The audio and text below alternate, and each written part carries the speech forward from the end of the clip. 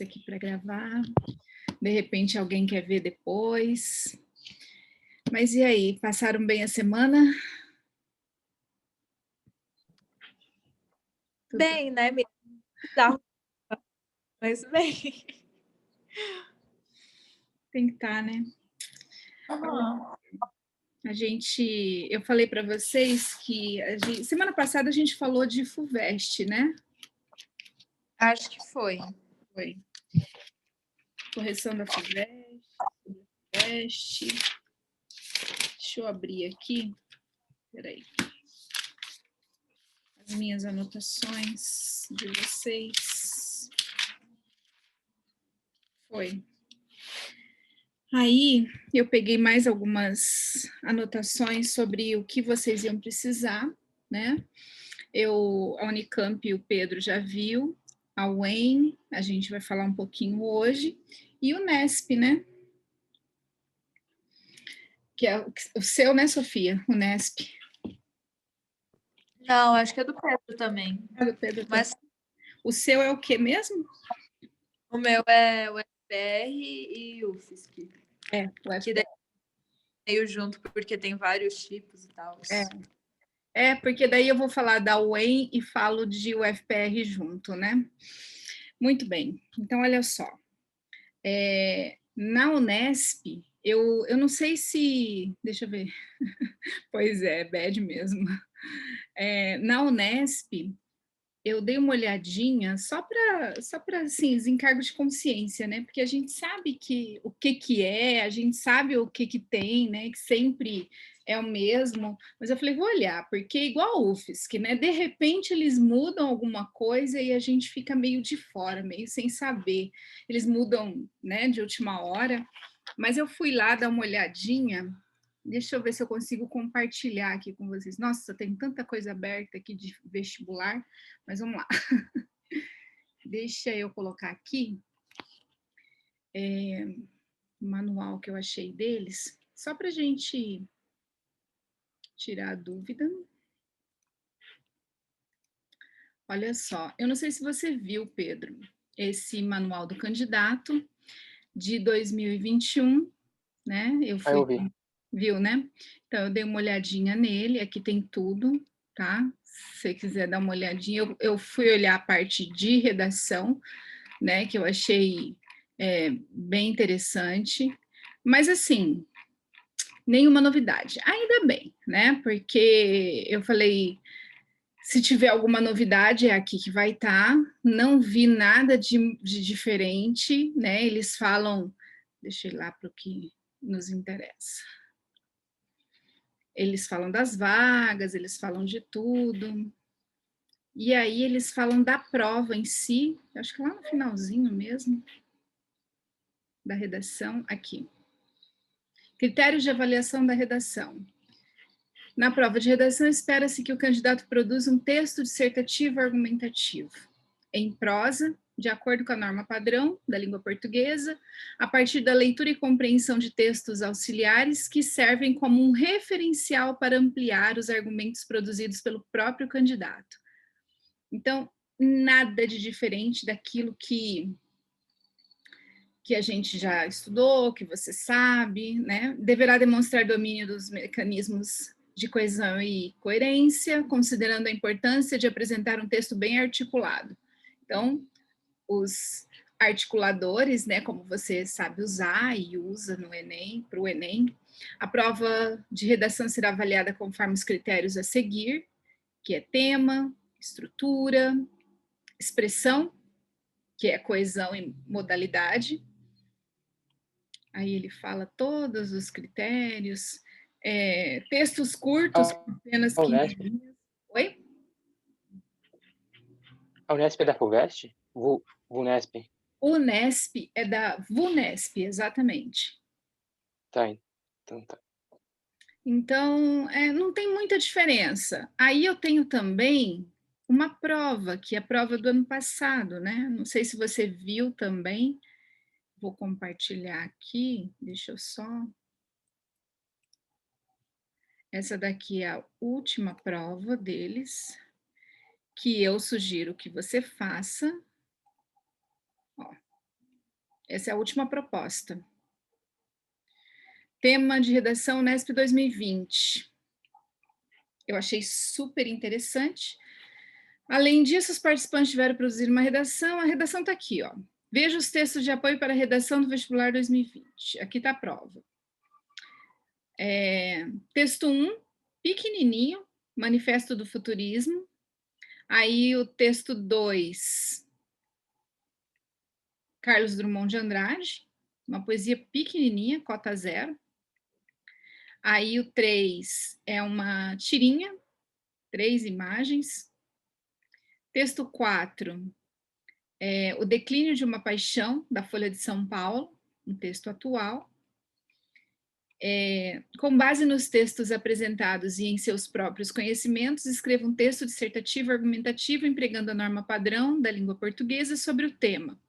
O carro será o novo cigarro? Lembrando que o resultado será, ele fala do resultado, né?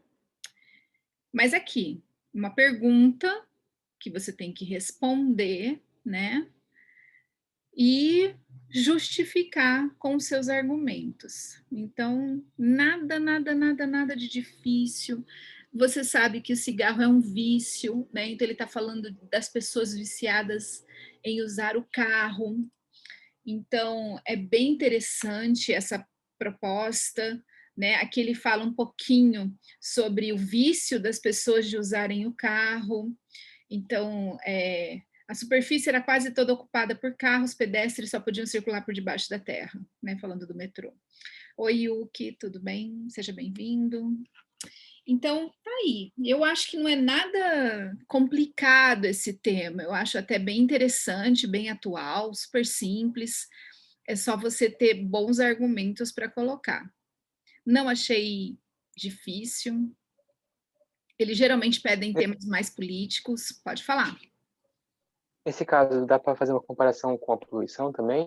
Cigarro? Dá para fazer também com a poluição, dá para fazer, mas aqui ele quer mais que você fale sobre o comportamento humano, né? Porque ele está falando assim: o carro será o novo cigarro, quem usa o cigarro é o ser humano. Então ele quer saber se o homem vai usar o carro como ele usa o cigarro, né? Como um vício de carregar o cigarro, de usar o cigarro, né? De ter esse vício e de todo o histórico do cigarro, de ter esse uso, né, de vício mesmo. Mas pode falar também, né, como uma das características, né, de poluidor. Dentro desse vício, uma das consequências é a poluição, e que prejudica, assim como o cigarro prejudica e o homem usa, o carro também tem prejuízos e a gente continua usando. Aí sim ficaria interessante. É uma das consequências. Que é essa consequência que traz na tirinha, né? Que a Terra está toda ocupada por carros e a gente continua produzindo mais carros e continua utilizando e continua comprando e continua trocando. Então ficaria interessante falar que a consequência é a poluição. Fica interessante, sim, como uma consequência. Bem legal, tema bom. Aí sugiro que você faça, né, que você veja. Pode fazer de 2019 também, os 2, 3 últimos é bem legal fazer. Certo? Muito bem. Então, agora eu vou falar dos gêneros, deixa eu interromper aqui o compartilhamento, que servem para o EM e serve para o FPR, tá? Então, vamos lá, que eu vou trazer aqui, deixa eu abrir para compartilhar. Pode falar. Você vai deixar alguma aba aberta para entregar a redação? Ah, vou deixar de hoje, tá? Eu deixo de hoje, eu coloco a aula e deixo ela aberta, vou deixar da semana para a semana toda, e aí vocês podem... E vai ter algo assim, tipo, para as férias? Tipo... Nas férias, não. Nas férias, não. Férias eu não vou, não posso me comprometer, mas vou deixar essa semana. Se quiser mandar essa semana, eu corrijo para a semana que vem. Tá? Certo. Texto sobre o quê? Pode ser do vestibular que você vai fazer. Eu posso colocar uma proposta, né? E você faz, no caso, eu posso colocar essa aqui da Unesp, que eu mostrei agora, que é uma dissertação argumentativa. Quem não vai fazer o Unesp, no seu caso, que vai fazer o Enem, pode fazer modelo Enem, que eu acho que encaixa direitinho, né? E Sofia também pode treinar modelo Enem, e o Pedro treina modelo Unesp, né? Que é parecidíssimo com o modelo Enem, ele só não cobra uma conclusão tão fechada como no modelo Enem, mas pode fazer. E se quiserem treinar algum outro gênero desses que eu vou mostrar agora, aí vocês podem escolher o gênero, escolher a prova, o ano, aí vocês só colocam a proposta junto.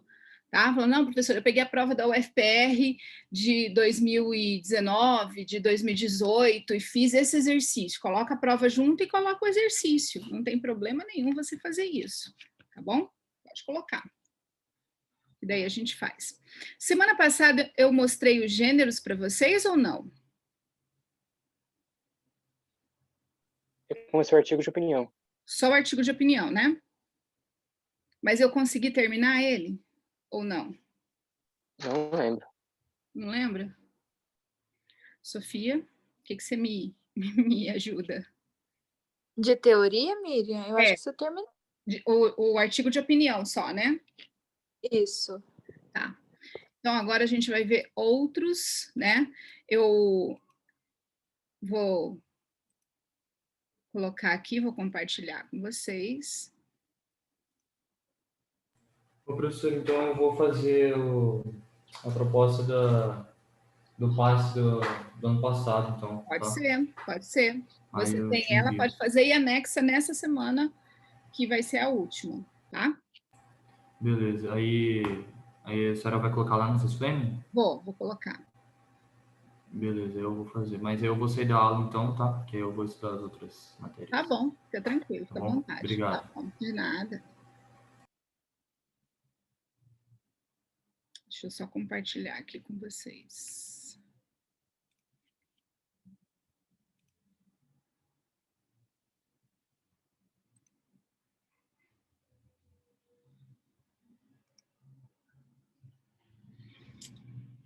Para o vestibular da UEM, eles colocam, né, os gêneros, já falei para vocês que eles são fofinhos, eles colocam gêneros, que são o artigo de opinião, a carta, 3 tipos de carta, a aberta, de solicitação e do leitor, o relato e a resposta argumentativa. Na UFPR, que é o interesse da Sofia, eu vou colocar um material para você também à parte, tá, Sofia, no Sysflame, mas eu quero que você faça as provas anteriores, porque assim, na UFPR eles não têm muito gênero, é mais o que a gente vai conversar aqui nesse último gênero, que é a resposta argumentativa. Eles pedem assim, uma interpretação de um gráfico, eles pedem para você responder a pergunta, eles não dizem assim, um artigo de opinião, eles pedem uma opinião, mas eles não dizem que aquele gênero que ele está cobrando, eles não são de taxar o gênero especificamente. Às vezes eles até pedem, uma carta, eles querem que você faça uma solicitação, mas eles não chamam de carta de solicitação. Eles querem que você reclame sobre tal coisa, mas eles não chamam de carta de reclamação. Eles são um pouco mais sutis para falar do gênero. Eles não colocam um título para aquilo, mas eles pedem todos os gêneros. Eles caminham e transitam sobre todos os gêneros. Então, é interessante que você saiba, né, fazer todos eles. O que eu oriento para o candidato que vai fazer a UFPR? Que você leia muito bem, claro que da UEM também, mas a UEM só são esses, né? Então é muito mais fácil. Mas quem vai fazer o UFPR, a minha orientação é que você leia muito bem a proposta. Porque se você lê e se você interpretar muito bem o que ele está pedindo, não tem como você errar. Porque às vezes ele vai falar assim, nossa, mas eu não sei que gênero é esse. Não se preocupe com isso. Você não tem que se preocupar e em identificar qual é o gênero para saber se você sabe ou não.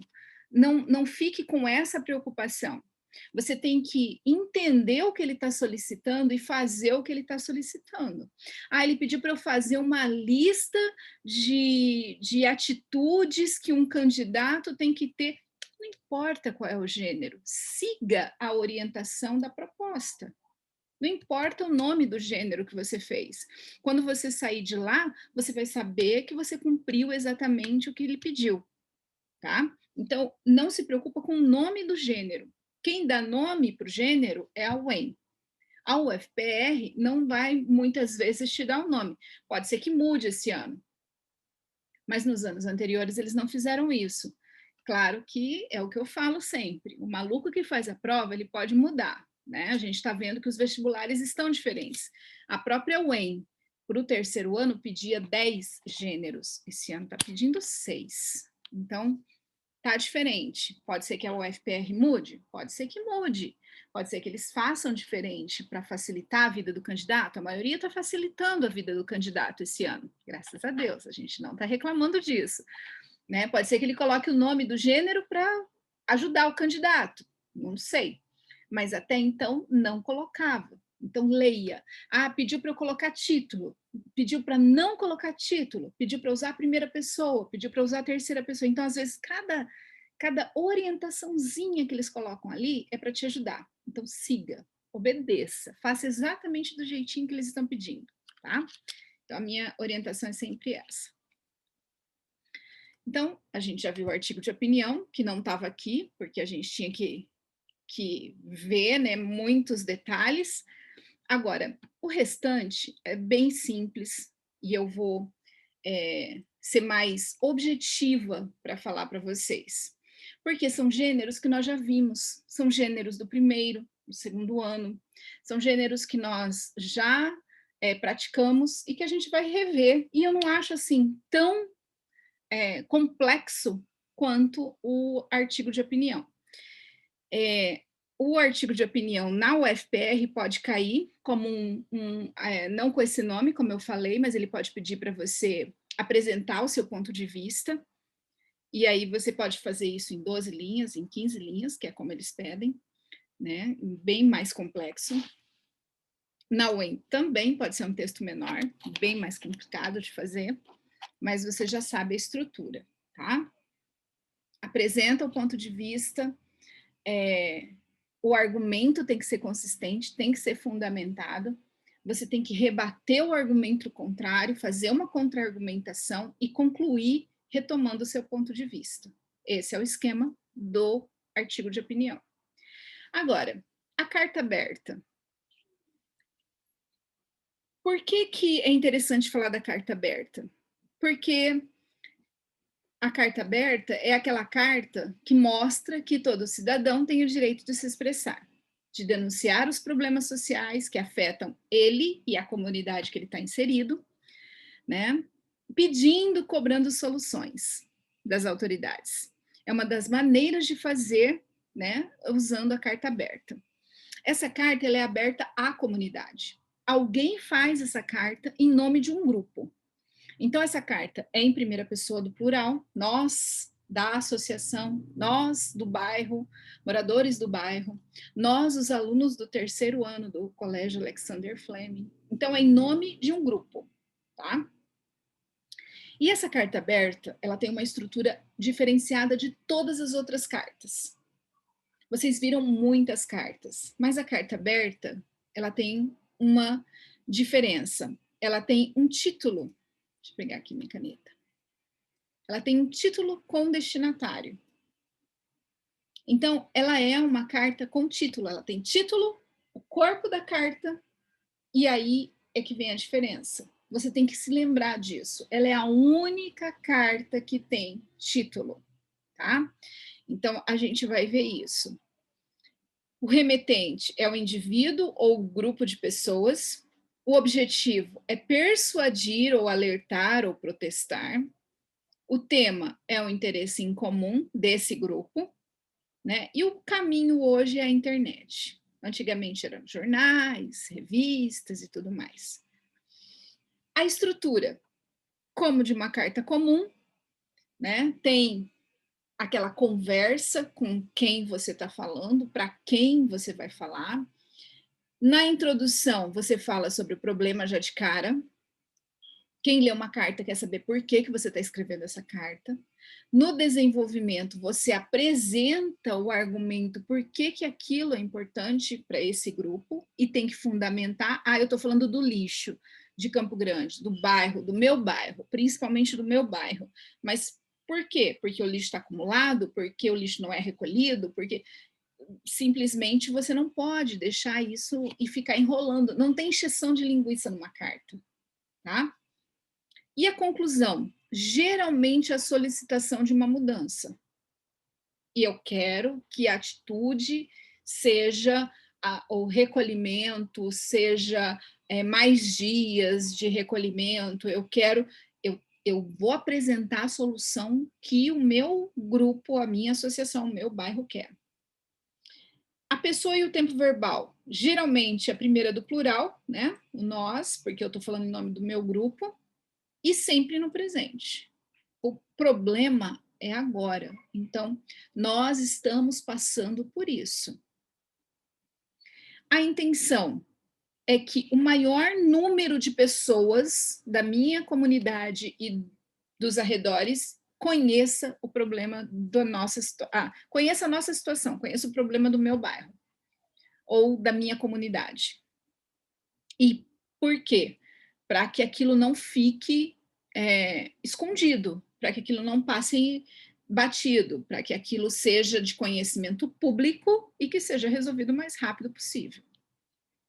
A assinatura, né, é o indivíduo ou o grupo de pessoas. Então, eu vou assinar em nome dessas pessoas. Associação de Moradores do Bairro São Francisco. Associação, grupo de alunos do 3º ano A do Colégio Alexander Fleming. Então, eu vou assinar em nome do meu grupo. Eu vou mostrar um exemplo. Esse aqui é o exemplo. Olha o título. O título sempre vai ser assim. Carta aberta de... Isso aqui é sempre do mesmo jeito. Sobre... Isso aqui é sempre do mesmo jeito. Então, carta aberta de e sobre o quê? A UFPR vai pedir para você fazer essa carta de 10 a 12 linhas, ou de 12 a 15 linhas no máximo. Sempre uma carta pequena, porque ela pede de 2 a 3 textos. A UEM também vai pedir de 10 a 15 linhas. Então, são textos pequenos, tá? Essa daqui é grande, porque é uma carta real, é uma carta que foi para a internet. Então, olha só, o que está em azul escuro aqui, ó, é o uso de primeira pessoa. Acabamos, desmatamos, implantarmos, dependemos, tudo em primeira pessoa. Você precisa mostrar que o grupo está envolvido nesse problema. Nós não vamos ler tudo porque não precisa. Ó, uso de primeira pessoa, tá? Conectivos, parágrafos, não precisa ser parágrafos iguaizinhos, mas precisa dividir em parágrafos. E o final? Assim, deve-se implementar em níveis federal, estadual e municipal a interrupção imediata do desmatamento da floresta amazônica. Já! Uma frase de efeito para chamar a atenção da comunidade sobre aquele problema, do Brasil, no caso, né?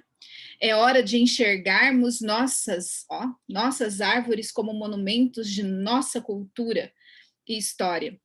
Eles assinaram, somos um povo da floresta. E a data dessa carta vem por último, depois da assinatura, Brasil, 20 de junho de 2015. Você pode colocar Campo Grande, 20, hoje não é 20, hoje é 14, 15 de dezembro de 2020. Você está fazendo lá em Curitiba, 15 de dezembro de 2020. Lá em Maringá,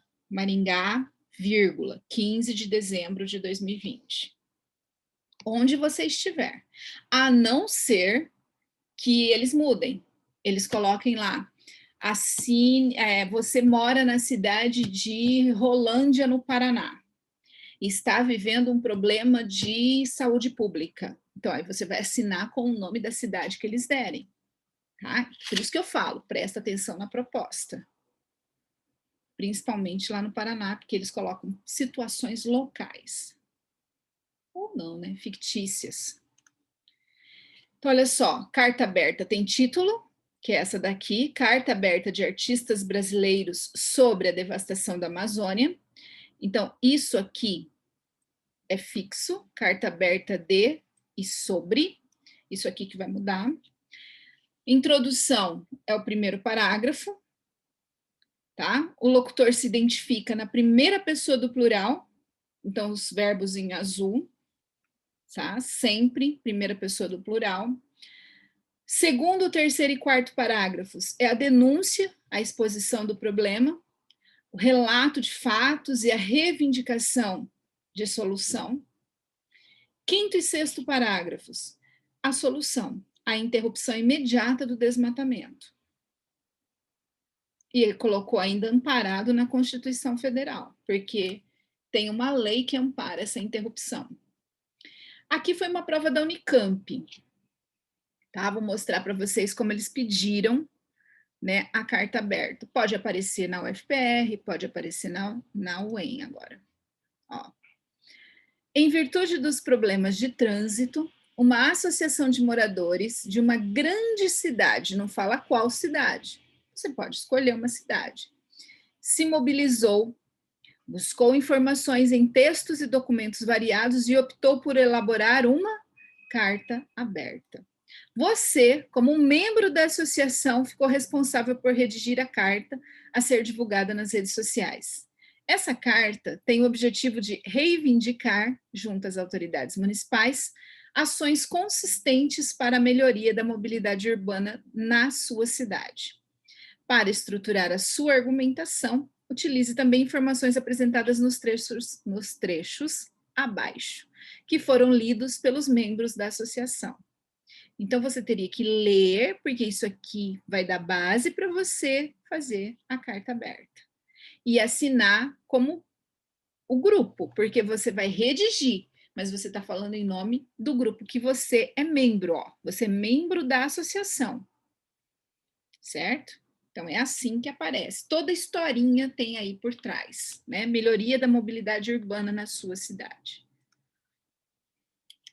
Alguma dúvida em relação à carta aberta? A carta aberta tem que ter argumento, porque você tem que defender, né, o porquê que você quer aquele problema, por isso que ela é cobrada, porque você tem que argumentar. Ah, professora, se na UFPR eles cobrarem 13 linhas, você tem o título que é obrigatório e a data que é obrigatória, e a assinatura. 3 linhas que são obrigatórias, eles vão cobrar aí 12 linhas. Então, tira essas 9 linhas, faça um bom parágrafo, 2 bons parágrafos, divida em 2 bons parágrafos que você precisa, um de 5, um de 4, um de 6. Faça 2 bons parágrafos e coloque um argumento consistente, porque é o argumento que vai te dar. Claro que tem estrutura, tem tudo isso, mas é a argumentação que vai te dar essa nota. Leia os textos de apoio, faça tudo certinho, de estrutura, mas é o argumento que vai te dar a nota maior. O EM, não preciso nem falar, né? É argumento que vai te dar a nota. Carta de solicitação. Essa, eu vou ser sincera, eu acho mais difícil cair na UFPR. Eu acho que essa é mais viável só para a UEM, tá?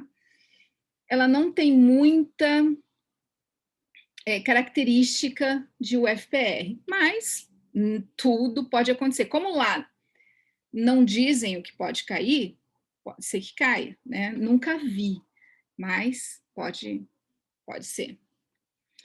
O que é uma solicitação? Um pedido.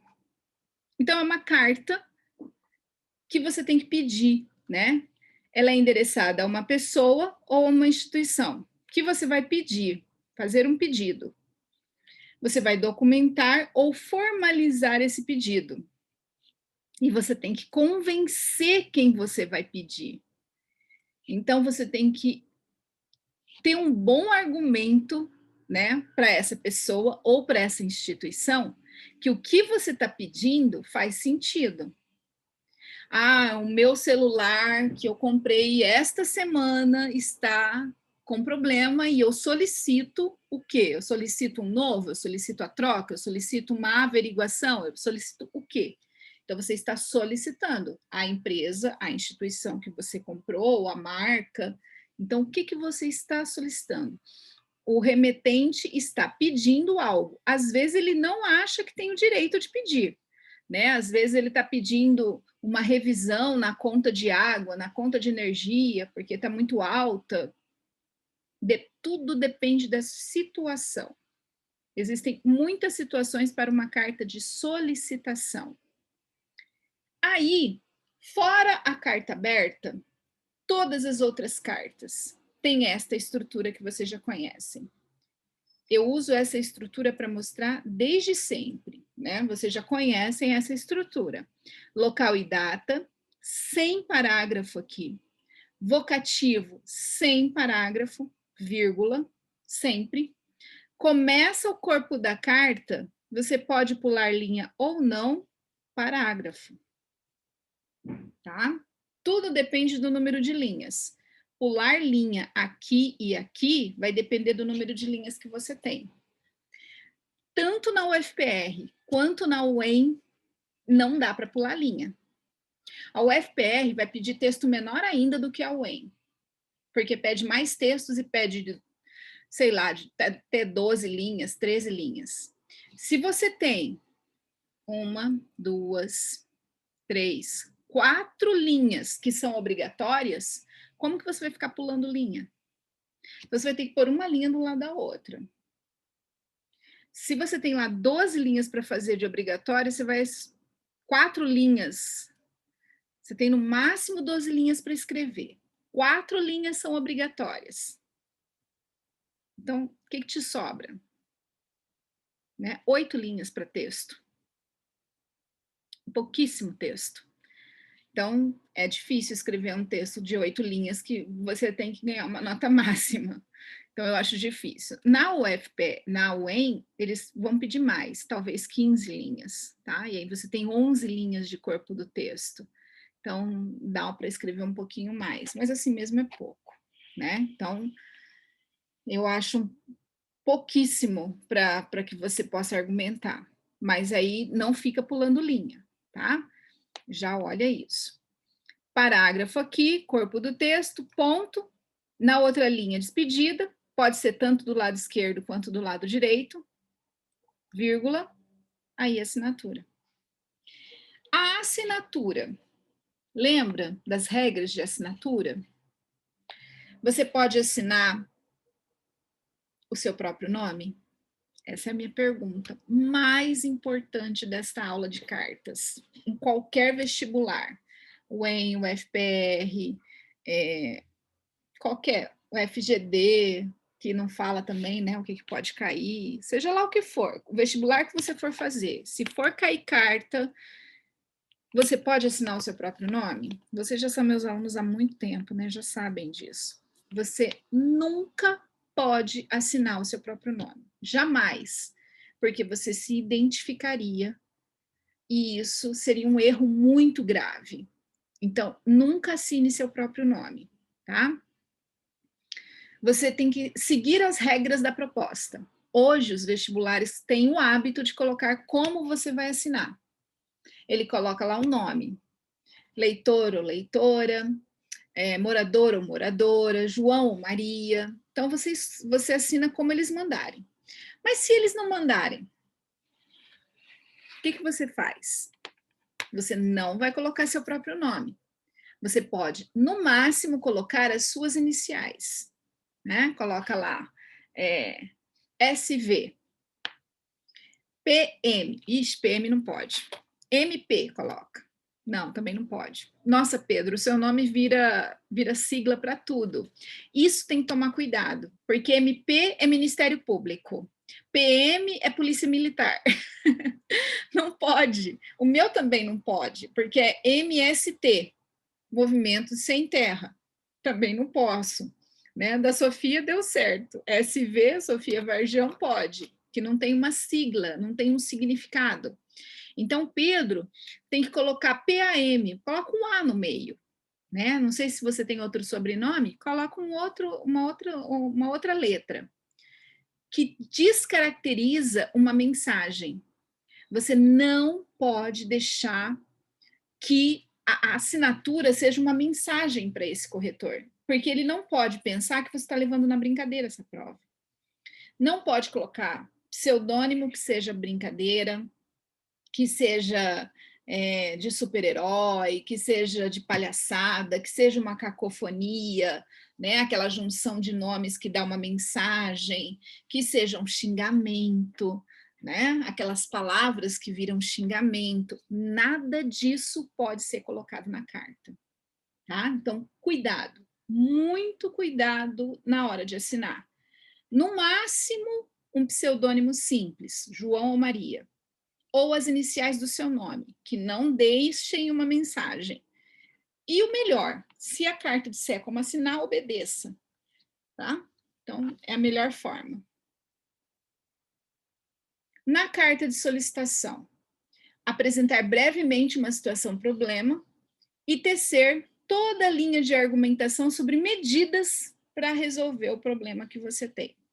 Segue o que eles mandarem. Se eles mandarem você solicitar a troca de um produto, solicita a troca de produto. Se eles mandarem pedir um serviço, peça o serviço. O que eles mandarem, você faz, que é o que tem que obedecer. Aqui é uma prova da UEM, uma carta de solicitação de 2018, tá? Olha o contexto da prova. Deixa eu tirar isso daqui de baixo. Contexto da prova. Eles põem contexto e comando de produção. Então, eles colocam bem separadinho. Você é morador de Lândia, é o nome da cidade. Cidade que vem enfrentando problemas de mobilidade urbana. De novo, a bendita da mobilidade urbana. Vocês estão vendo que esse problema, né? Então, quando você for escrever a sua carta, você vai colocar lá em cima, Lândia, vírgula, 15 de dezembro de 2020. Como cidadão preocupado com o bem-estar e a qualidade de vida dos moradores da cidade, escreva, a partir do texto 1 e do texto 2, a charge, uma carta de solicitação ao presidente da Câmara Municipal, José Silva. Então, ele está te dando já o vocativo, né? Excelentíssimo presidente da Câmara Municipal, José Silva, vírgula.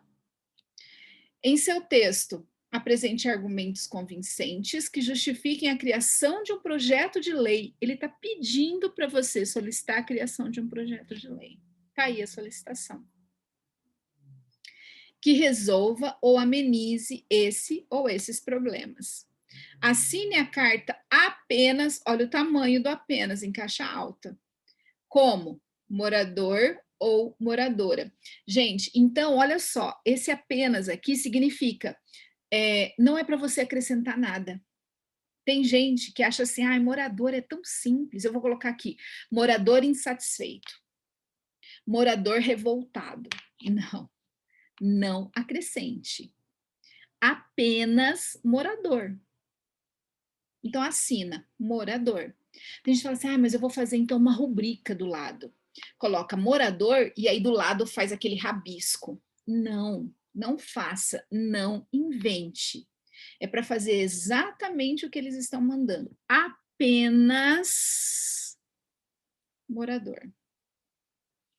Sua carta deve ser escrita com mínimo de 10 e o máximo de 15 linhas, que é o que eles apresentam, que eles pedem lá. Certo? Então, é isso. Nada além disso. Carta do leitor. Deixa eu colocar. Produtor do texto. Alguém que deseja se posicionar frente a algum assunto lido em revista, jornal ou site. Isso acho que a gente viu lá no primeiro ano do ensino médio, né? Isso aqui é muito comum ser pedido na UFPR. Não vem com esse nome de carta do leitor, tá? Mas pode aparecer lá, porque eles vão te dar um texto E aí eles vão pedir para você colocar o seu parecer, para você desenvolver o seu ponto de vista, para você expor a sua opinião. Isso é muito, muito, muito comum lá no UFPR. O destinatário é a instituição que publicou o assunto, é para quem você vai mandar. O conteúdo é o assunto publicado. O objetivo, posicionar-se sobre o assunto publicado. Então, você vai ter que ter um posicionamento. Você vai ler sobre aquilo e vai dizer assim, mas eu não sei o que eu estou achando disso. Tem que ter um posicionamento. E você vai questionar ou parabenizar aquela revista, aquele site, aquele jornal. A linguagem é objetiva, porque não dá para enrolar nesses textos menores, tá? E primeira pessoa, porque é você que está escrevendo, você é o leitor. A estrutura tradicional de carta que vocês já conhecem. Essa carta também tem aquela estrutura tradicionalzinha que eu não vou passar tudo aqui de novo, tá? É local e data, vocativo. Dentro do texto, é um pequeno trecho que aborda o assunto que será apresentado, né? Então, é interessante você, nesse pequeno trecho de apresentação, você dizer quem você é, ou você já dizer assim, sou leitor desta revista há algum tempo, há alguns anos, gosto muito das publicações, sou assíduo leitor, né? Fazer primeiro você alisa e depois você dá o tapa, se você for criticar, isso é interessante. E primeiro você se apresenta, né? Você pode dizer que você é um pai de família, que ficou impressionado com a reportagem, que foi muito útil, ou que não foi útil, que é um desserviço à comunidade. Tudo depende do que está sendo falado. Depois vem a sua argumentação, né, sobre a ideia central. Por que você está escrevendo? O que te incomodou, que te tirou da sua zona de conforto, que te fez ir escrever sobre aquilo? E aí, a parte final. Se é um texto pequeno, então pensa bem, você tem aí 9, 10 linhas para fazer essa argumentação. Você pode fazer 2 parágrafos de 5. Como que você vai dividir isso? Primeira parte do primeiro parágrafo é introdução com um pouco de argumentação, e o segundo, argumento com conclusão. Rápido, rápido, rápido. Não dá para fazer um parágrafo de introdução, um de desenvolvimento e um de conclusão. Tá? Na parte de conclusão, você pode sugerir, pode ser um único período.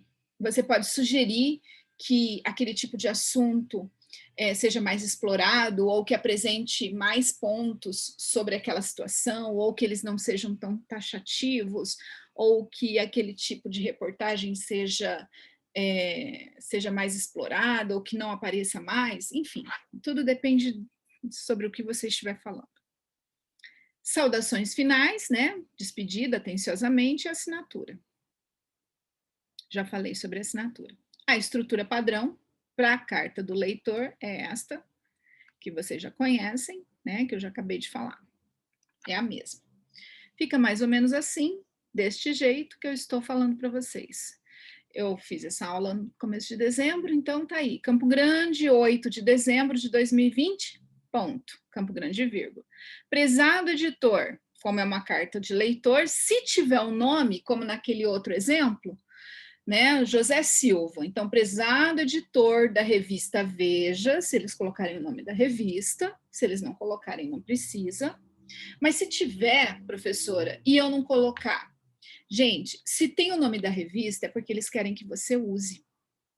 Então, usa. Prezado editor da revista Veja, senhor José Silva, vírgula. Coloca tudo, todas as informações.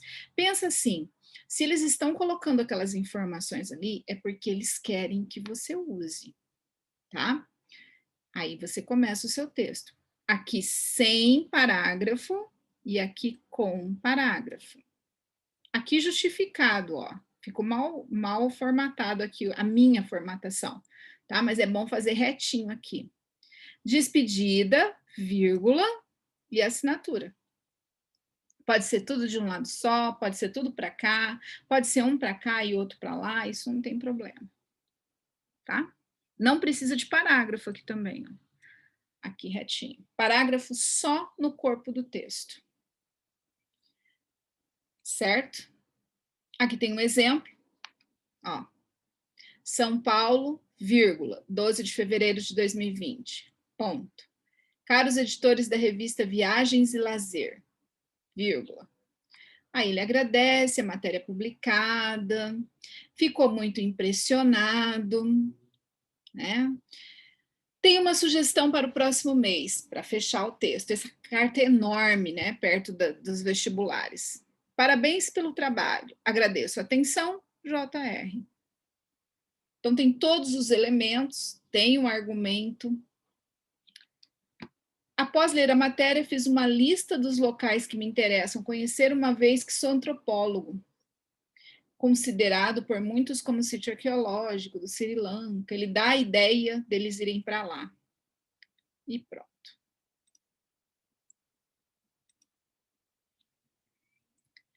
Relato. Relato é uma narração. Relato é o único texto narrativo que eu acho que pode ser cobrado nos 2 vestibulares. Na UEM, porque está na lista da UEM. Na UFPR, porque é uma forma de você avaliar a criatividade. E não é fácil. Por quê? Porque é um texto curto para você relatar, não é simples, né? Relato de viagem, por exemplo. Relato de viagem. É complicado. Pensa assim, na UFPR eles vão te pedir 15 linhas, 12 linhas, 13 linhas de um relato. Como é que você vai condensar tudo que você precisa relatar em 12 linhas? É muito, muito complexo. Então, um bom relato, ele vai ser, tem que ser muito bem escrito. E essa habilidade é para poucos, né? Então, é um texto bem difícil de ser feito, tá? É a narração, né? Que conta um fato ou acontecimento marcante da vida de uma pessoa. Então, você tem que ir direto ao ponto. Você vai contar aquele dia, aquele momento. Se ele pedir para você contar um momento marcante, ou uma viagem marcante, ou ponto mais interessante, ou o primeiro dia de aula, ou a festa mais interessante, ou a viagem mais empolgante, ou o lugar mais bonito, ou a natureza, não sei. Tudo depende da proposta. Nesse texto, podemos sentir as emoções e sentimentos expressos pelo narrador. E isso dificulta tudo. Por quê? Porque a gente passa a vida inteira cortando emoção e sentimento de texto dissertativo argumentativo, que é o que a gente mais treina. A gente só escreve relato e narração no primeiro ano. No segundo ano, a gente só faz dissertação, né? E aí chega no terceiro, também, na maioria das vezes, a gente tem que rever todos os gêneros, mas quase não dá tempo. Então, é bem difícil fazer relato, a não ser aquela pessoa que tem um blog, aquela que escreve mesmo.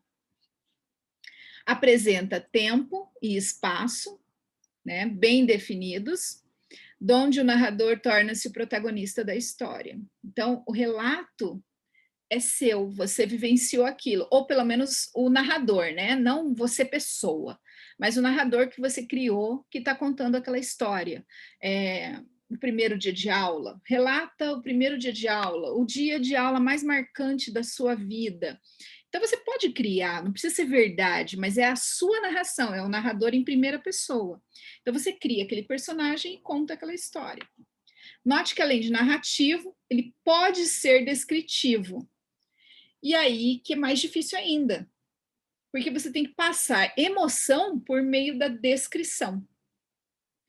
Com a descrição do local, de personagens e objetos. Então, a sensação do cheiro. Lembra que no primeiro ano a gente fez descrição? Que falava do olfato, do paladar, de ir a uma feira, né? E aí tinha que descrever os 5 sentidos. A gente fez exercício assim, né? Dentro da narração você pode colocar isso, né? Dentro daquele passeio na natureza, a chuva, o barulho da chuva, o cheiro da chuva. Então, é isso que eles querem no relato, essa verossimilhança, essa semelhança com a verdade, essa vivência que você teve. Quanto mais semelhante com a verdade, mais enriquecedor o seu relato, mais real e mais cativante. De acordo com o grau de intimidade entre os interlocutores, emissor e o receptor, quem escreve e quem lê, a linguagem utilizada pode ser formal ou informal. E melhor vai ser o seu relato. O relato possui uma função comunicativa muito importante, tá? Podendo ser na modalidade escrita ou oral. Tem relato que é oral, né? Claro, a pessoa conta a história da vida dela, a gente já viu isso. Tem um aqui que é escrito, que eu trouxe um trechinho, vou ler só um pedacinho para vocês, mas e depois foi transcrito, né? A pessoa fala e depois outra pessoa escreve para poder compartilhar esse relato. Podem ser divulgados jornais, revistas, principalmente livros, né? E hoje na internet. São, né, em primeira pessoa, geralmente no presente, mas em grande parte no passado, porque é uma experiência vivida, né? Eles podem aparecer no presente, porque eu vou relatar o que eu estou vivenciando. Então, se eu estou vivenciando a maternidade, por exemplo, eu estou vivendo isso ainda no presente, né? Quem é mãe e vai ser sempre mãe, então é no presente. Agora, eu posso falar da minha viagem de verão do ano passado, então isso é passado. Então, tem essa duplicidade aí no tempo dos verbos. Caráter subjetivo é a minha experiência, então é subjetivo, é pessoal. São experiências pessoais, então não tem como eu falar que aquilo está errado, tá? O relato em si, a história em si, ela não vai estar errada. Tudo vai depender se eu vou atender aquela proposta ou não. Faz tempo que eu não vejo proposta de relato, tá? Presença de emissor e receptor. Então, isso é quando você tem essa solicitação dentro da proposta. Mas, geralmente, é o narrador, né? Ou solicitação dentro da proposta. Como fazer um relato? Ainda que não exista uma estrutura fixa, né? É essencial você estar atento a alguns pontos. Quem vai ser esse narrador? Então, depende muito da proposta. Eles podem solicitar que seja uma criança, eles podem solicitar que seja um idoso contando sobre um fato marcante sobre a vida. Eles podem solicitar que seja um jovem falando de uma festa, podem solicitar o que eles quiserem, a imaginação deles mandar, tá? O que faltou um acento, né? Fato a ser narrado, quando, onde, pode ser numa casa, pode ser numa rua, pode ser na escola. Então, você tem que identificar isso. Como, então, de que maneira aconteceu aquele fato, né? Como aquilo aconteceu e por que, se você conseguir explicar, tá? Mas isso não é obrigatório, esse porquê. Então, a correção de um relato, ela não vai se dar pela história em si, se ela está errada ou se ela está certa. A correção vai por esses elementos aqui. Tá? Quem é o narrador, se ele está condizente com a solicitação da proposta, se o que aconteceu está relacionado com o que foi pedido, se o tempo está correto, se eles pediram para contar um fato passado e você não conta, se você conta o futuro, onde aconteceu, tá? Principalmente, e como aconteceu. Geralmente, esses 4 pontos vão dar o norte, né? E é solicitado dentro de uma proposta, tá? Se pede título, tá?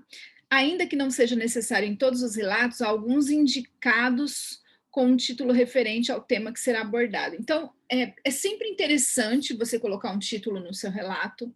Eu sugiro que, se for narração, coloque um título e seja criativo para colocar esse título, porque isso conquista. Você já viu um livro de narração, um livro histórico, um romance, sem um bom título? Você leria um livro que na capa não tivesse nada escrito? Como que você escolheu um livro, uma história sem título? Então, só pensa nisso, né?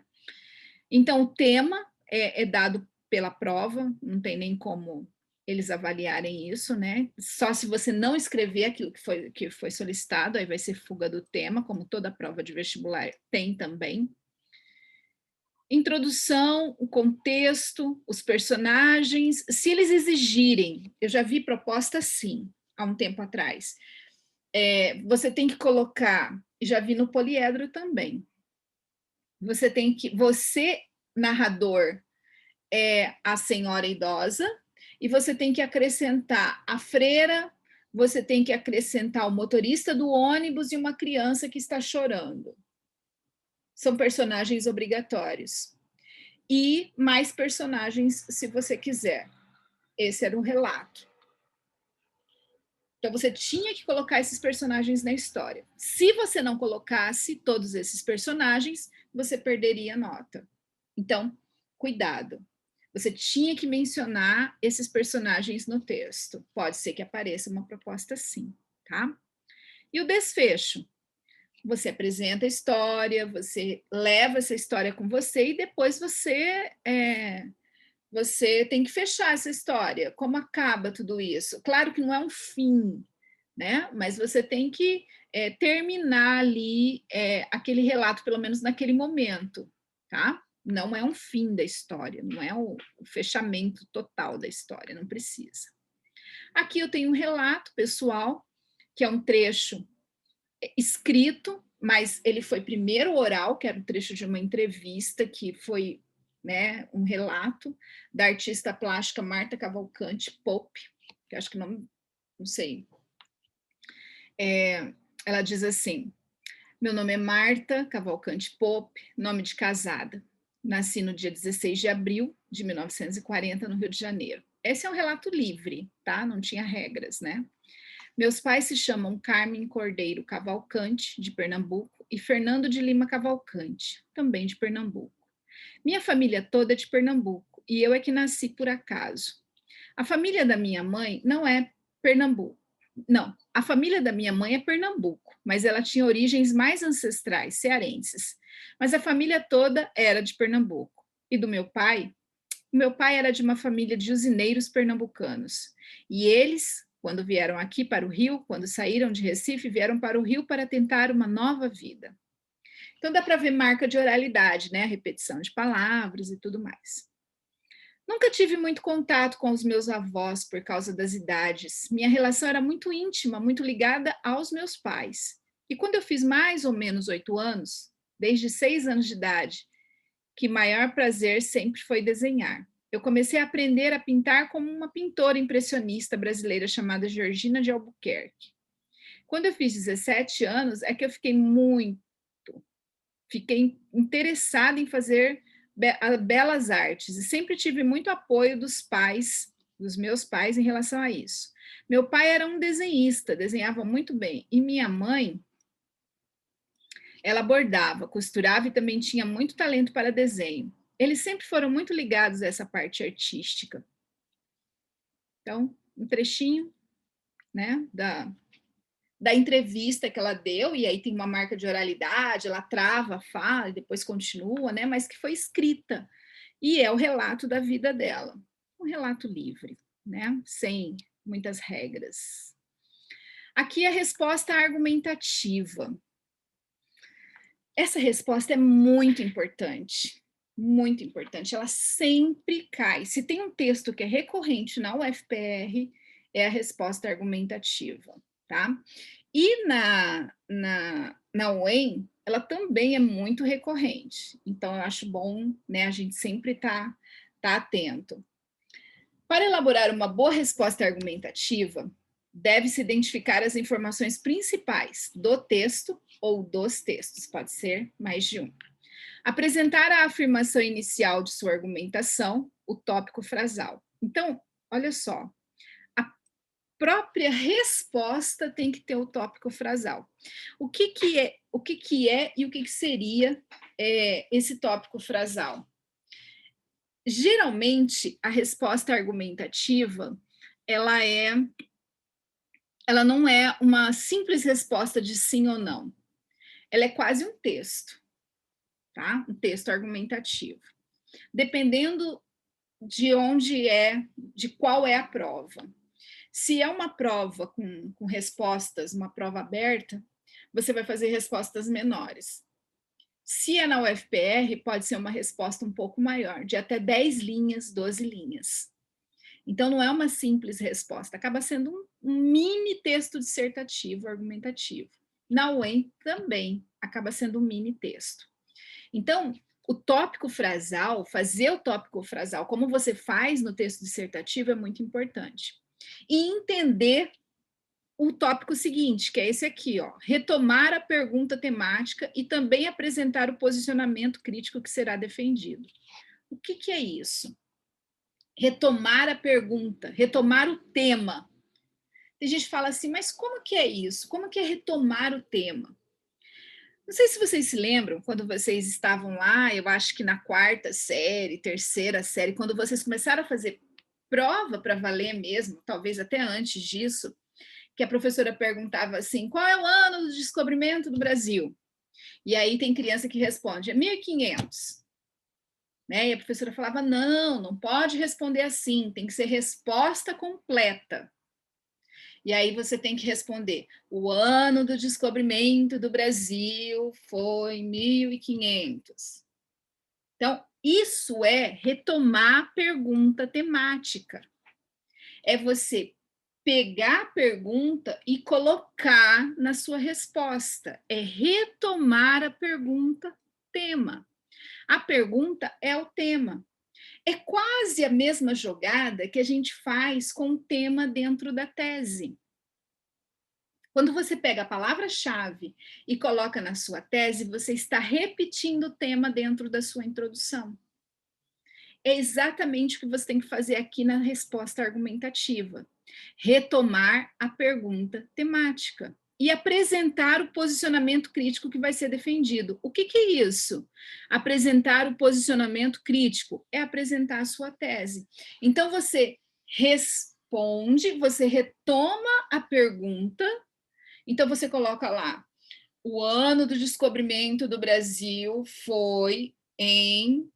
E aí você coloca a resposta, só que ao mesmo tempo que você coloca essa resposta, você já coloca o seu posicionamento. Você repete a pergunta e já respondendo com o seu ponto de vista, o seu posicionamento crítico. Você repete a pergunta respondendo criticamente já. E aí depois você vai argumentar defendendo aquela tese. É a mesma situação da sua argumentação, da sua dissertação argumentativa. Apresentar argumentos que sustentem a afirmação inicial. Então, você vai ter que apresentar argumento. Você vai falar assim para mim, mas professora, como que eu vou fazer isso numa resposta? Uma resposta não tem 4 linhas, 5 linhas? Não, na UFPR. Na UFPR você vai ter 12 linhas, 13 linhas. Então, você vai dividir em 2 parágrafos, 3 parágrafos. Na UEM, você vai ter 15 linhas. Então, você vai ter muito mais. Então, olha só, apresentar argumentos que sustentem a afirmação inicial, que é esse posicionamento crítico da proposta, é a sua justificativa, é o porquê. Usar conectivos explicativos para justificar o argumento. Aqui eu coloquei alguns, ó, pois, uma vez que, porque, já que, de modo que, visto que. E tem outros tantos, vocês têm a lista de conectivos.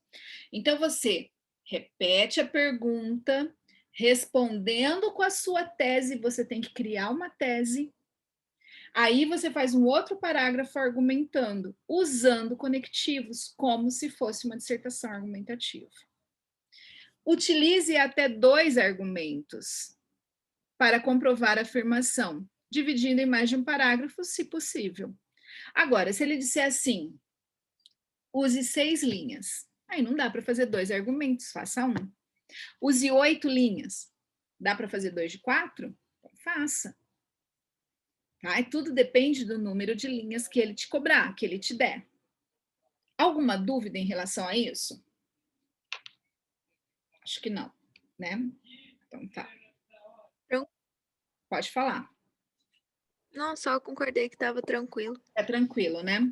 Vocês fazem muita prova aberta no Fleming. Eu acho que a Patrícia cobra muito isso, os professores cobram muito isso. Para vocês, eu acho que isso não é dificuldade, né? Eu só acho assim que dá medo quando vem o nome, resposta argumentativa, né? Pode vir assim, ah, minha nossa, e agora? Como que é isso? Mas não tem dificuldade, você só tem que entender o que é e o que eles querem, o que eles vão cobrar, mas não é muito diferente da prova que vocês já fazem, né, daquilo que vocês fazem ao longo dos 3 anos de ensino médio, e o que eles querem, adaptar para aquilo que eles querem.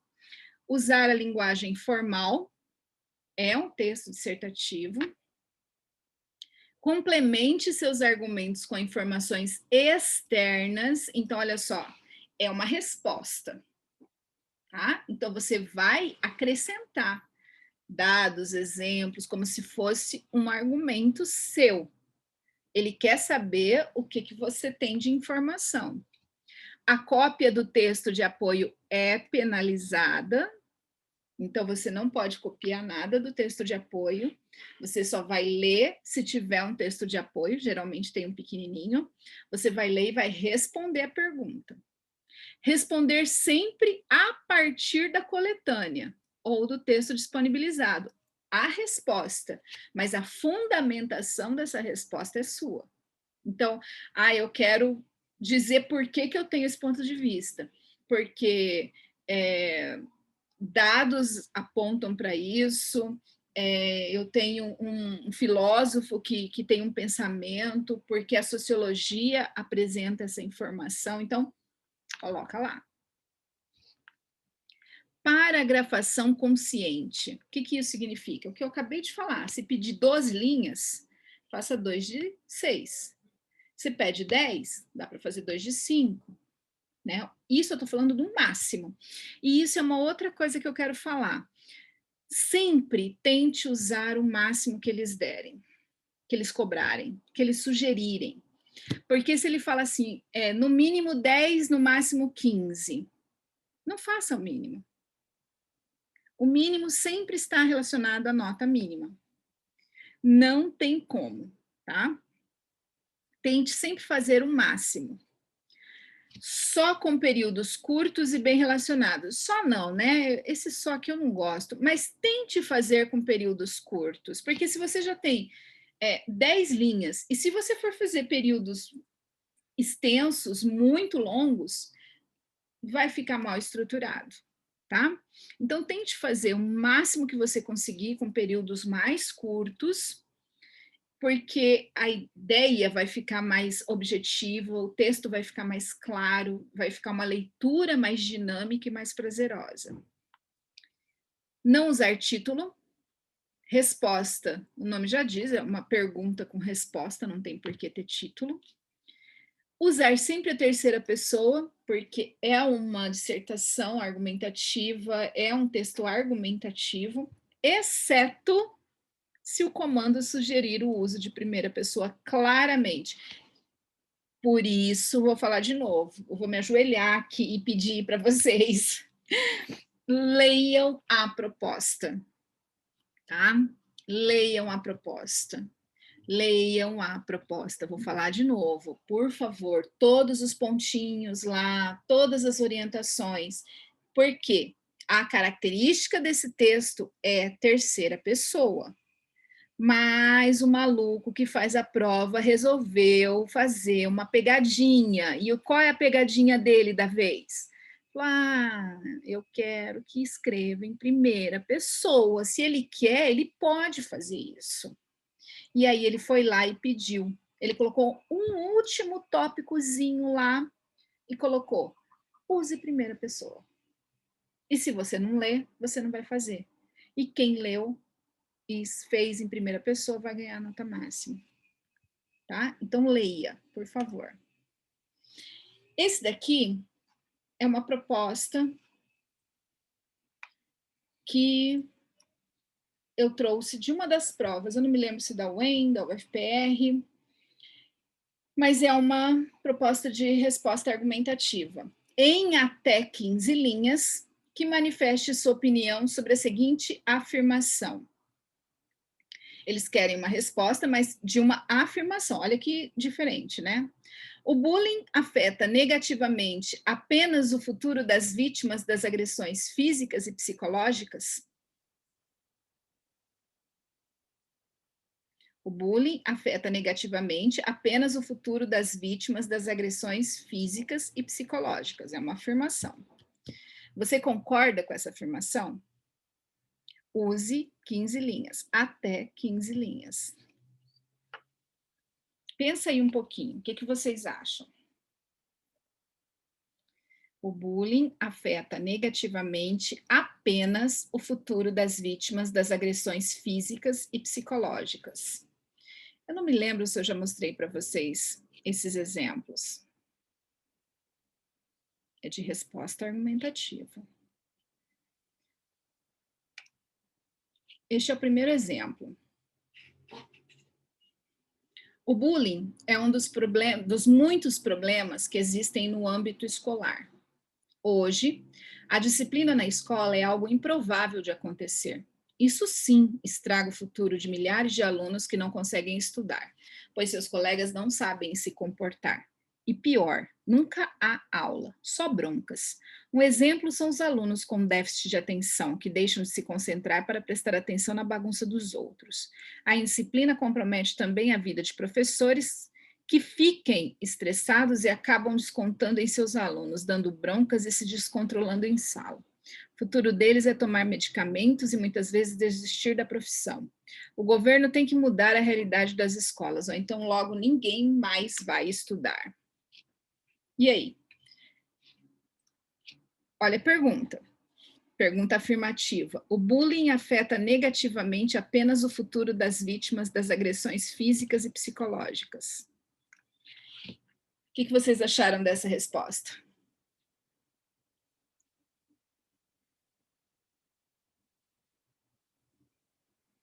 Tudo a ver? Nada a ver? Eu acho que fugiu um pouco. Fugiu um pouco.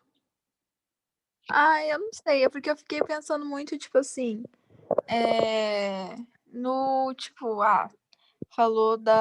focou mais na vítima do que no agressor, e não. Aí veio o texto e falou da escola, que é a culpa da escola, dos métodos da escola, aí, tipo, tudo isso. Exatamente isso. A pergunta, ela fala de dois aspectos, vítima e agressor, né? E aí, a resposta veio falando da escola, né? A indisciplina, fala de professor, fala aluno com déficit de atenção, fugiu totalmente. Então, uma das minhas dicas é, quando você for escrever, porque aqui ele começou, né? O bullying é um dos muitos problemas que existem no âmbito escolar. Quis começar do amplo para o específico, mas aí fugiu totalmente. Então, coloca ali do lado a sua pergunta e faz aquele esquema. Por isso que eu falo que você tem que ter uma estratégia. Até para responder.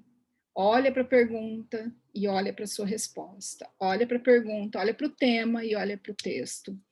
Porque eu tenho certeza que na pressa, talvez, esse aluno não olhou de novo para a pergunta e para essa resposta mais de uma vez, porque se tivesse lido, não teria deixado essa resposta assim.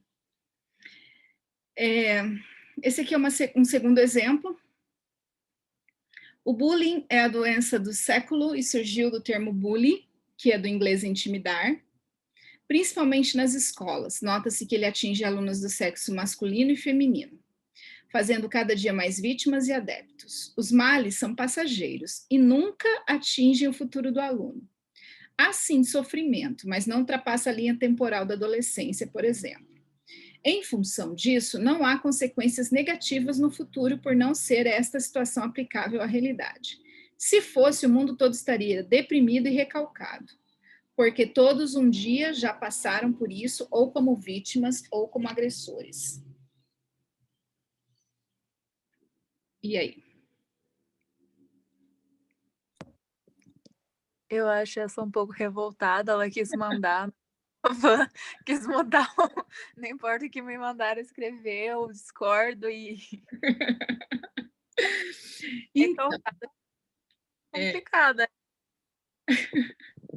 Essa é interessante, porque assim, o corretor, ele não pode e a gente não deve avaliar o ponto de vista, né? A gente tem que aceitar todos os pontos.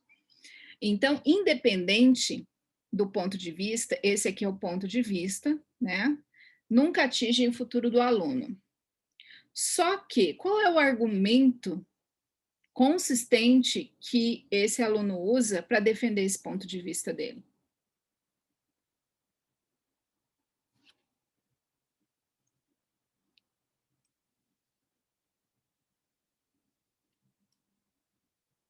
Talvez esta? Não há consequências negativas no futuro por não ser esta situação aplicável à realidade. Mas não é um argumento consistente. Aqui ele talvez tenta, de novo, defender o ponto de vista. Se fosse, o mundo todo estaria deprimido e recalcado, né? Porque ele fala assim, todo mundo já passou por isso, todo mundo sofreu bullying na vida. Esse é um dos argumentos que as pessoas que pensam assim usam. Todo mundo estaria deprimido e recalcado, porque todos um dia já passaram por isso, ou como vítima ou como agressores. Esse é um ponto. Mas é mal escrito, não tem fundamentação, porque não tem dados, não tem pesquisa, é generalizado, né? Não dá para você saber se realmente todo mundo já passou por isso. E o vocabulário é muito, muito pobre, né? Recalcado é um termo muito chulo, muito pobre. E não tem um fundamento. Como que a gente vai ter certeza? Tem gente que nunca passou por isso. Então, o mundo todo é muita gente no mundo, né? Então, não serve de argumento para fundamentar essa ideia dele, tá? De nunca atingem o futuro do aluno. Nunca, também é muito generalizado. Então, esse argumento todo dele é muito generalista. Então, o ponto de vista dele não tem um fundamento, né? De que nada e nem ninguém é atingido. Pode todo mundo continuar fazendo tudo que está fazendo, tanto a vítima como o agressor, ninguém vai sofrer de nada. Terceiro, o bullying afeta só o futuro das vítimas agredidas. Já até destaquei ali, né? Que ele começa já de sola na resposta. Então, sem fazer nenhuma prévia, sem retomar pergunta, aquilo tudo que eu falei. Os demais alunos envolvidos são apenas espectadores e nada sofrem. Sobre as vítimas, pontua-se como se, faltou um se ali, fossem alvos de agressões físicas e verbais. Muitas vezes, em seu futuro, carregam marcas de ações físicas, inclusive quando batem nelas e também psicológicas. A pontuação está mal feita. Quando desenvolvem doenças como síndrome do pânico. Também é problema para o futuro das vítimas o fato de elas não voltarem para as escolas, o que as faz muitas vezes ficar sem uma formação superior. Por exemplo, há muitos agredidos de bullying que têm que se tratar de síndrome do pânico e vivem infelizes pelo resto de suas vidas. O que tem um que é extremista para pouca consequência, esse é extremista para muita consequência, né? São extremos, são dois extremos, né? Para esse, tudo vira síndrome do pânico e se repete, né? Então, esse aqui é um outro exemplo, ele vem direto já na tese dele, né? Sem fazer aquela retomada da pergunta, sem nada, e é muito extremista, né? E repetitivo. Já vou para a última. O bullying tem principalmente uma forte influência negativa no futuro das vítimas das agressões, mas não só delas. Sofrem também os pais dos atingidos e os agressores. Em qualquer situação de bullying nas escolas, os pais dos agredidos são diretamente envolvidos e são afetados negativamente, pois muitas vezes não conseguem compreender por que isso ocorre com os filhos. E ainda pior, é comum observar pais que se vingam dos agressores dos filhos e acabam presos, processados e ainda com sentimento de culpa de não poder proteger o filho em muitas situações. Além disso, os agressores também não saem ilesos, mesmo que de forma diferente das vítimas, têm seu futuro prejudicado, por ao longo dos anos tornarem-se prepotentes do ponto de vista psicológico. A maioria dos agressores tem dificuldades de relacionamento, não aceitam a ideia de submissão. Querem sempre estar no poder, na liderança em qualquer contexto. Isso se comprova nas relações empregado-patrão. Um agressor empregado terá, na maioria dos casos, problemas para aceitar sua condição de funcionário inferior, que não dita mais as normas, como fazia na escola. Então, ele exemplificou, deu o ponto de vista dele, né? Esse é o melhorzinho que nós temos. Então, ele fala dos dois aspectos, né? E o ponto de vista dele é um pouco mais equilibrado e um pouco mais fundamentado, né? O vocabulário poderia ser melhor, a linguagem poderia ser melhor, né? Poderia ter melhorado um pouquinho mais, mas esse é o melhorzinho, tá? Muito bem. Essa é a resposta argumentativa. Eu acho que vocês até escreveriam melhor do que essas que eu consegui trazer como exemplo para vocês. Essa aqui é uma da UFPR, do ano passado. Uma perguntinha.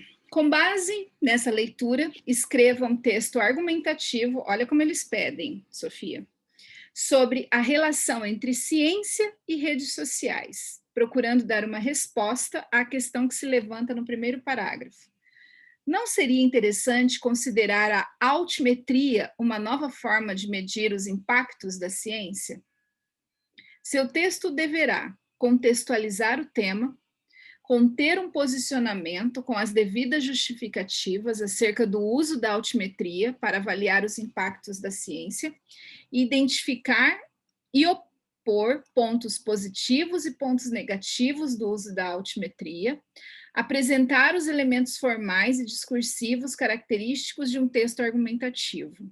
Então, eles pediram realmente um texto argumentativo, só que ter no mínimo 10 e no máximo 12 linhas.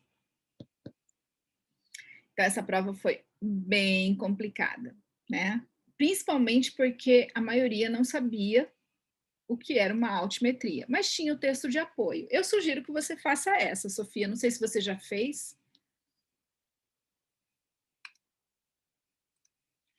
Você já Não fez? fiz ainda. Eu Vou fazer. faz essa. Tem a prova, é processo de 2018, comecinho de 2019, né? Prova de 2019. Mas tá lá. Essa daqui foi bem difícil, porque você vê, é um texto argumentativo de 12 linhas. E eles pedem assim, um texto argumentativo, que não deixa de ser uma resposta argumentativa. Por isso que eu falo, eles não colocam os nomes, mas ó, é uma pergunta, né? Não seria interessante considerar a altimetria uma nova forma de medir os impactos da ciência? E eles querem 12 linhas, no máximo. Então, é uma resposta argumentativa, mas eles chamam de texto argumentativo. Então, eles não dão os mesmos nomes, mas isso não importa, né? O que eu quero é que você siga as regras, e eles têm regras, olha só. Contextualizar o tema, tem que ter ponto de vista, ó, um posicionamento com justificativa. Por que usar a altimetria para avaliar o impacto da ciência? Identificar pontos positivos e negativos desse uso e apresentar os elementos formais e discursivos característicos de um texto argumentativo, que isso você sabe fazer. E tudo isso em, no máximo, 12 linhas. nada simples. Eu acho que é um treinamento exaustivo fazer tudo isso em 12 linhas. Então, tá aí o desafio para você. Coloquei esse para você, tá? Então, vale a pena treinar e aí mandar essa semaninha. Eu vou colocar isso tudo lá no Cisfleming para vocês. Vou colocar esse. Eu acho que eu tenho essa prova. Aí eu coloco também, porque tem o texto de apoio, Sofia, tá? Eu não coloquei todo o texto de apoio aí, porque não ia dar tempo da gente ler mesmo. E para os meninos eu vou colocar o da Unesp e para você esse da UFPR, tá? E é isso, gente. A nossa última aula. Nossa, quase que não deu tempo, falei demais. Alguma dúvida? Alguma pergunta? Deu tempo, ainda bem, né? Eu coloquei tanta coisa que eu falei, e se não der tempo? Mas deu, que bom. E eu vou ver o que mais eu tenho da UFPR, que é interessante, e aí eu te mando, Sofia, tá bom? Eu vou vendo. Aí eu te mando mais. Porque dos outros eu acho que tá tudo tranquilo. O que mais me preocupa é a UFPR, que maluca. Mas muito obrigada. Imagina, tá bom? Fiquem com Deus, se cuidem. Feliz Miriam, Natal, feliz Ano Novo. Fala, Pedro. só por curiosidade, como é que faz um texto podcast? Podcast? Um texto podcast. Caiu na Unicamp isso no passado. Caiu, né? Cara, um texto podcast, eu acho que é um texto que tem a oralidade, né? Que pode ter oralidade, mas eu não sei se tem regra, porque é um texto novo, né? Isso é texto novo. Eu posso Não, pesquisar. é tipo uma entrevista? Eu acho que e que pode ter marcas de oralidade. Eu acho que é como uma entrevista e com marcas de oralidade na escrita. Mas eu posso pesquisar e dar uma olhadinha, porque eu não vi. Eles não falaram que ia cair texto já pré-definido, pré-estabelecido na Unicamp? Na Unicamp é sempre um texto, são duas propostas, um texto diferente e uma é sempre dissertativo. Ah, tá. E aí você tem que fazer as duas ou você pode escolher? Você escolhe. Ah, tá. Não, então tá tranquilo. Escolha sempre a dissertação, pelo amor de Deus. Porque senão cai um texto desses assim. Porque podcast realmente ele é um gênero totalmente novo, né? Eu acho que ele é como uma entrevista e com marca de oralidade, porque ele é falado. Podcast não é escrito, ele é falado. E aí ele vem com toda a marca da internet, com toda a marca da oralidade. Mas não tenho essa certeza, não, tenho que pesquisar. A própria Unicamp cria esses gêneros e ela coloca as regras. É igual o verbete. Eles criaram o gênero e eles colocaram as regras. Aí a gente tem que olhar as regras que eles colocaram, né? Que eles vão colocar para o gênero. Eles criam o gênero e eles colocam as regras. Mas eu vou dar uma olhadinha, depois eu te falo. Eu coloco aqui. Se eu encontrar, eu coloco aqui nessa aula também, eu anexo. Certo? Mais alguma dúvida? Nada? Então, agora sim, né, gente? Feliz Natal, feliz Ano Novo para você. A gente se vê amanhã, né? Você vai, né, Miriam? Vou sim. Vocês vão? Sim. Então, tá bom. Então, a gente se vê lá, tá bom? Beijinho, tchau, tchau para vocês. Fiquem com Deus e se cuidem, tá? Pra gente se ver amanhã. Tchau, Miriam. Tchau, tchau. Até.